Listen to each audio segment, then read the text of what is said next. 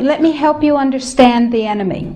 And let me assure you that absolutely nothing that I'm going to tell you is exaggerated, is interpolated, or is imagined. Everything I'm going to tell you is documented. And a great deal of it is documented on my website, which is www.healthfreedomusa, one word, healthfreedomusa.org.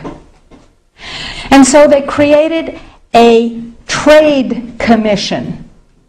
That's a very important pair of words, a trade commission called the Codex Alimentarius Commission. It is not a public health commission.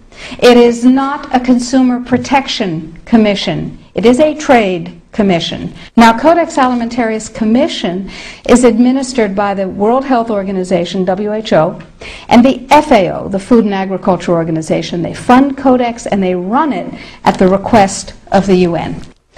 In 1994, Codex, with no notice here in this country whatsoever, declared nutrients, put on your intellectual seatbelts, declared nutrients to be toxins.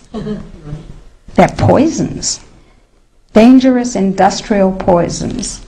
As poisons, we have to be protected from them. What we're talking about is waking up one morning and being very surprised to find that high-potency, therapeutically effective, clinically significant nutrients are now illegal in the way that heroin is illegal. Not available with a prescription, illegal.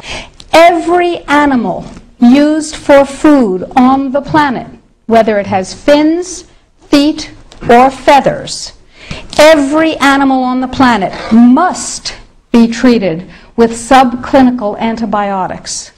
Must be treated with subclinical antibiotics and must be treated with exogenous growth hormones. Codex requires, mandates that all food be irradiated unless it's eaten locally and raw. All food, including organic food, of course. So is it organic afterwards?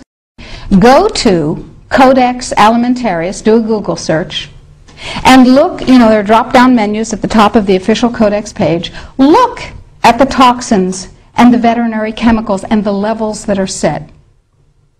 They are terrifying.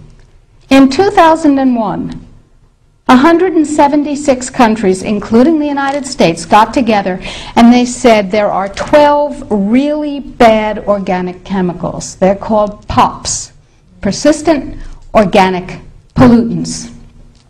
There are a lot of them, but there are 12 that are so bad that nobody could disagree that those 12 POPs had to be banned worldwide. Codex has brought back seven of the 9 forbidden POPs that 176 countries banned worldwide.